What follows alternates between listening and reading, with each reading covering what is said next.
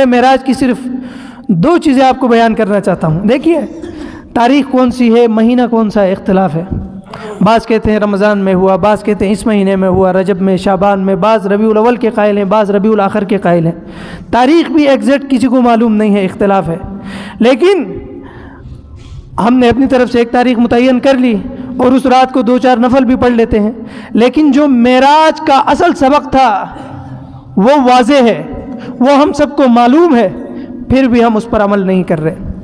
اوپر گئے، جنت بھی دکھائی گئی، جہنم بھی دکھائی گئی۔ جہنم میں کچھ ایسے طبقے تھے جن پر عذاب ہو رہا تھا، وہ بھی دکھایا گیا، بتایا گیا۔ حضور علیہ الصلوۃ والسلام کو جب 7ویں آسمان پر گئے، سیدنا ابراہیم علیہ الصلوۃ والسلام سے ملاقات ہوئی۔ سدرۃ المنتہا، حضرت سیدنا ابراہیم ٹیک لگا کر بیٹھے ہوئے تھے۔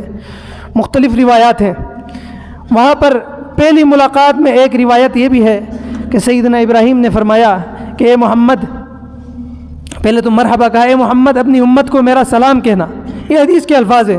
سیدنا ابراہیم نے حضور کے ذریعے ہم تک سلام بھیجا ہے، تو درود و سلام بھیجنا، اللہم صلی علی محمد وعلی آل محمد کما صلیت علی ابراہیم وعلی آل ابراہیم انک حمید مجید، زندگی میں ایک بار پڑھنا واجب ہے، کیونکہ حضرت ابراہیم علیہ الصلوۃ والسلام نے حضور کے ذریعے ہمارے لیے سلام بھیجا ہے، اس سلام کا ایک بار جواب دینا زندگی میں واجب ہے۔ تو حضور سے حضرت ابراہیم نے فرمایا اے محمد اپنی امت کو کہنا کہ جنت جو ہے وہ ایک بنجر علاقہ ہے، لیکن اس کی زمین بڑی زبردست ہے، تو ان میں اگر آپ اپنی جنت بنانا چاہتے ہیں، اس میں درخت لگانا چاہتے ہیں، پودے لگانا چاہتے ہیں، تو سبحان اللہ و بحمدہ سبحان اللہ العظیم پڑھا کریں۔ تو آپ نے اپنی جنت کو جتنا خوبصورت بنانا ہے اتنا پڑھیں۔ حضور اوپر گئے، اتنی تکلیفوں کے بعد اللہ نے اکرام کیا۔ حضور نے فرمایا التحیات للہ والصلوات والطیبات، میری تمام بدنی عبادتیں، قولی عبادتیں، مالی عبادتیں کس کے لیے ہیں؟ اس ذات کے لیے ہیں جس کے حضور میں حاضر ہوا ہوں۔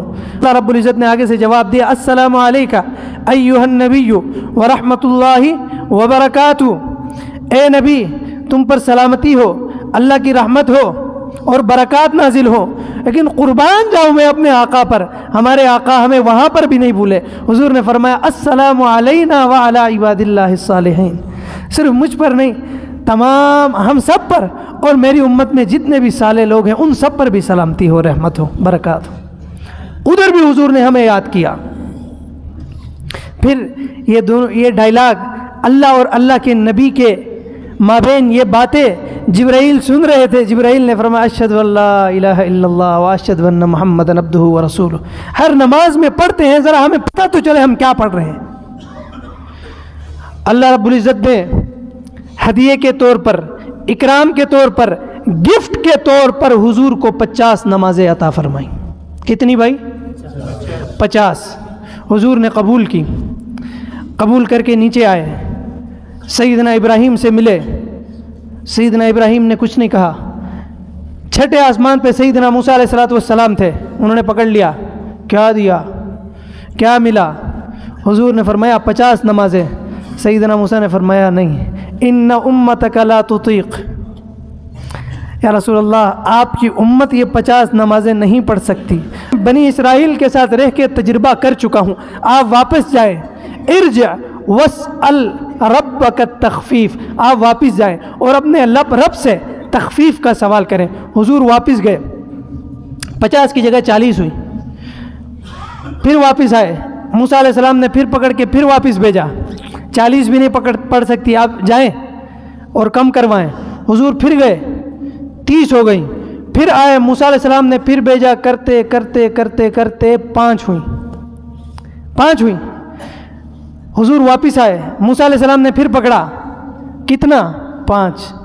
حضرت موسیٰ نے فرمایا واپس جائیں، 5 بھی آپ کی امت نہیں پڑھ سکے گی، میں بنی اسرائیل کے ساتھ رہ کر میں نے تجربہ کیا ہوا ہے، آپ واپس جائیں اور اللہ رب العزت سے تخفیف کا سوال کریں۔ حضور نے فرمایا سألت ربی حتی استحییت، میں نے اپنے رب سے اتنا سوال کیا، اب مجھے واپس جا کر کم کرواتے ہوئے حیا آتی ہے، شرم آتی ہے۔ حضور واپس آئے، جب واپس آ رہے تھے تو عرش سے آواز آئی، اے محمد اے محمد ہم نے آپ پر 50 نمازیں فرض کی تھیں، اب 5 نمازیں ہو گئیں، اب ان 5 کو بھی کوئی، ان 5 نمازوں کو کوئی صحیح طریقے سے ادا کرے گا تو میں ثواب ان 50 کا ہی دوں گا۔ ما یبدل القول لدی وما انا بظلام للعبید، ہم جو ایک بات کہتے ہیں اس سے مکرتے نہیں ہیں، ہم نے 50 کہا تھا، ثواب 50 کا ملے گا، شرط یہ ہے کوئی ان 5 کو ادا تو کرے۔ معراج کا ایک ہدیہ یہ ہے نماز، پش منٹ پت بھی نماز کا خیال رکھیں گے نا بھائی، زور سے، اللہ کے گھر میں بیٹھے ہیں، نماز کا خیال رکھیں۔ کتنی محبت سے بلا کے اللہ نے یہ نمازیں عطا فرمائی ہیں، خیال رکھیں گے نا جی؟ دیکھیے ان 5 فرائض کا اگر ہم خیال نہیں رکھیں گے تو معراج کی رات چلو آپ نے متعین کر لی، کھڑے ہو کے 1000 نفل پڑھیں، ان نفلوں کا کیا فائدہ؟ جو معراج میں جو اصل چیز ہمیں ملی ہے اس کو تو ہم نے تباہ کیا۔ فجر میں ایک صف بھی پوری نہیں ہوتی، فجر میں بھی یہی مجموعہ ہونا چاہیے کہ نہیں ہونا چاہیے؟ کیا ہم مسلمان صرف جمعے کے دن ہوتے ہیں؟ کیا اللہ کی نعمتوں سے ہم فائدہ صرف جمعے کے دن اٹھاتے ہیں؟ جب اللہ کی نعمتوں سے ہم ہر دن ہر لمحہ فائدہ اٹھاتے ہیں تو پھر مسجد صرف جمعے کے دن کیوں بھری ہوتی ہے؟ فجر کے وقت بھی مسجد پوری بھری ہوئی کیوں نہیں ہوتی؟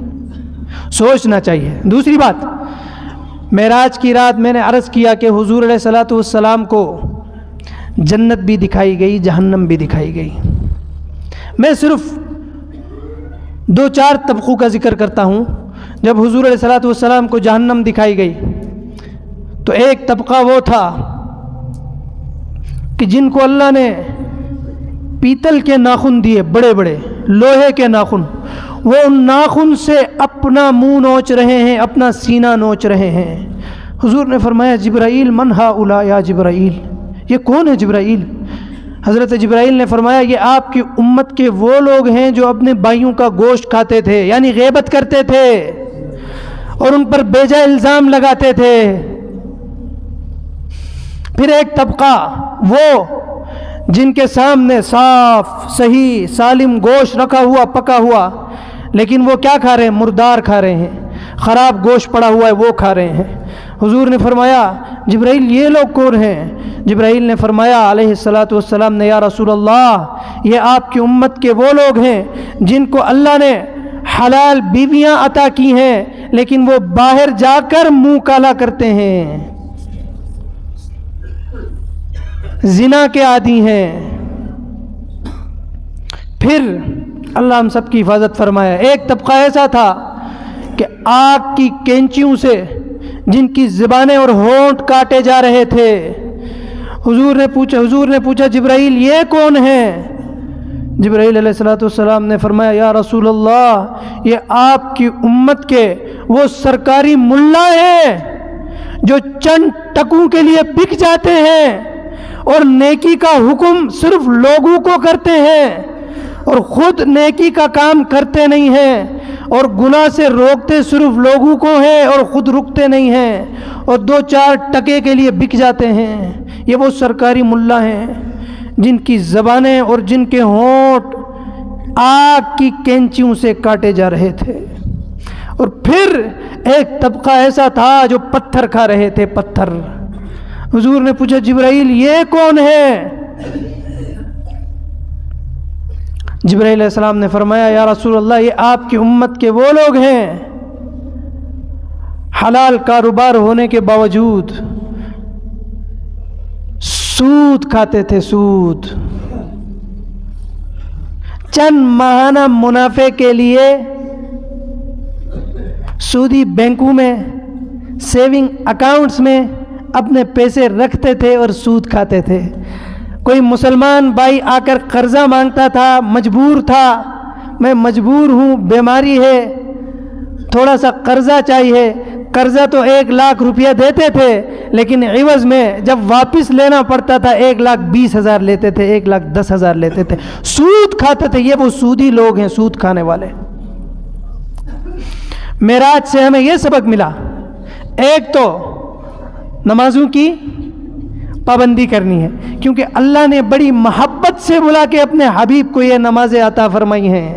اگر نمازوں کا خیال نہیں رکھا تو ہم لاکھ ٹکرے ماریں، معراج کی رات کو، شب بارات کو، شب معراج کو، شب قدر کو، اور جتنی مبارک راتیں ہیں ان کو ہزاروں رکعت نفلیں پڑھیں، اگر ہم نے فرائض کا خیال نہیں رکھا تو یہ حدیث کے الفاظ ہیں، جس نے فرض میں کوتاہی کی لا يقبل منہ صرف ولا عدل، اس سے کوئی نفلی عبادت قبول نہیں ہوتی۔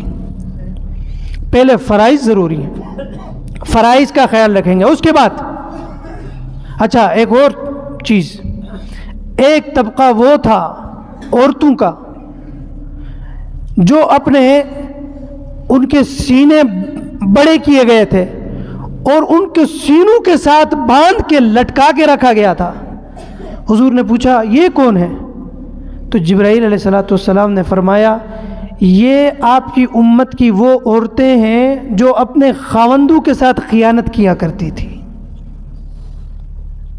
تفصیل میں نہیں جاتا ہوں، پھر کسی دن، ٹائم نہیں ہے۔ دوسرا، سودی معاملات، سودی معاملات کو بالکل ختم کرنا ہے، معراج کا سبق ہے۔ زنا بہت عام ہوا ہے، اللہ نے خوبصورت بیویاں عطا فرمائی ہیں، حلال طریقے سے بیویاں عطا فرمائی ہے، ان بیویوں کے ساتھ اپنی جنسی تسکین پوری کرنا عبادت ہے، صدقہ ہے نہیں، لیکن ہمیں نیکی نہیں چاہیے، ہم نے اپنا منہ کالا کرنا ہے باہر جا کے، بہت عام ہوا ہے، اس سے بچنے کی ضرورت ہے۔ اور سرکاری ملاؤں کے لیے ایک سبق تھا معراج میں، ان کو سمجھنے کی ضرورت ہے۔ اللہ ہمیں اخلاص عطا فرمائے، ہم مولویوں کو اخلاص عطا فرمائے۔ خاص طور پہ مجھے بڑا ڈر لگتا ہے یہ حدیث جب میں پڑھتا ہوں تو پتہ نہیں کہیں کمی کوتاہی ہوئی۔ آپ سب مقتدی ہیں، آپ مقتدیوں پر اپنے ائمہ کا ایک حق یہ بھی ہے کہ آپ اپنے علماء کے لیے، اپنے ائمہ کے لیے دعا کریں کہ یا اللہ ہمارے ان اماموں کو، ان علماء کو اخلاص عطا فرما۔ آپ کا حق ہے کہ آپ اپنے امام کے لیے، اپنے علماء کے لیے دعا کریں، کیونکہ خطرے میں ہم ہیں، ہم بیٹھ کر ادھر واعظ کرتے ہیں، نصیحت کرتے ہیں۔ اللہ کے نبی نے فرمایا کہ جہنم کی جو آگ سب سے پہلے جلائی جائے گی، بھڑکائی جائے گی، وہ کس کے ذریعے؟ اس عالم کے ذریعے جو لوگوں کو نیکی کا حکم دیتا ہو اور خود عمل نہ کرتا ہو، گناہ سے روکتا ہو اور خود گناہ سے نہ رکتا ہو۔ تو ہم خطرے میں ہیں، آپ پر ضروری ہے کہ آپ ہمارے لیے دعا کریں کہ یا اللہ یہ علماء ہیں، ان پر آپ اعتماد کرتے ہیں، ان کو اخلاص عطا فرما، اور ان کو جو یہ وعید ہے اس سے بچا، ان کو اخلاص عطا فرما، ان کو عمل کی توفیق عطا فرما۔ آپ ہم سب کے لیے دعا کریں گے؟